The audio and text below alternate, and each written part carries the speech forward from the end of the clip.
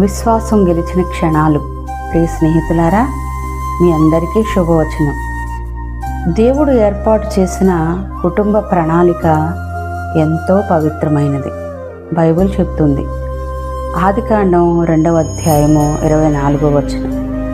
కాబట్టి పురుషుడు తన తండ్రిని తన తల్లిని విడిచి తన భార్యను హత్తుకొనును, వారు ఏక శరీరమై ఉందురు. ఈ వాక్యంలో విడవడం మరియు హత్తుకోవడం అనే 2 దశలు ఉన్నాయి. తల్లిదండ్రులు అర్థం చేసుకోవాల్సింది ఏమిటంటే, కొడుకు వివాహం అయిన తరువాత ఆయన తన భార్యతో కొత్త జీవితం మొదలు పెడుతున్నాడు. దేవుని ఉద్దేశం, తల్లిదండ్రులు పిల్లల్ని పెంచి కాపాడి విద్యాబుద్ధులు నేర్పి ఒక స్థాయి వరకు చూసుకుంటారు. కానీ వివాహం తరువాత వారు కొత్త బాధ్యత వైపు నడిపించబడతారు. ఇకపై తల్లి అనురాగం కన్నా భార్య అనురాగమే ముఖ్యమవుతుంది.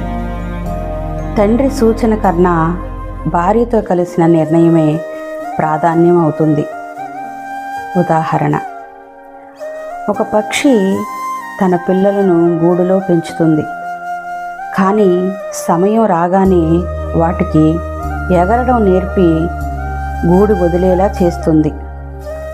తల్లి పక్షి ఎంతగా ప్రేమించినా పిల్లలు గూడు విడిచి తమకంటూ కొత్త గూడు కట్టుకోవాలి. అదేవిధంగా తల్లిదండ్రులు తమ కొడుకును కోడలిని పట్టుకుని ఉండకుండా విడిచి వారిని ఆశీర్వదించి వారి కొత్త ప్రయాణాన్ని గౌరవించాలి.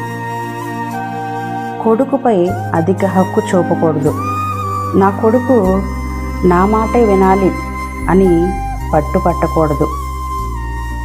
కోడలిని కూతుర్లా చూడాలి. ఆమెను బంధువులా కాకుండా సొంత పిల్లలా గౌరవించాలి. సలహాలు ఇవ్వాలి కానీ నియంత్రించకూడదు.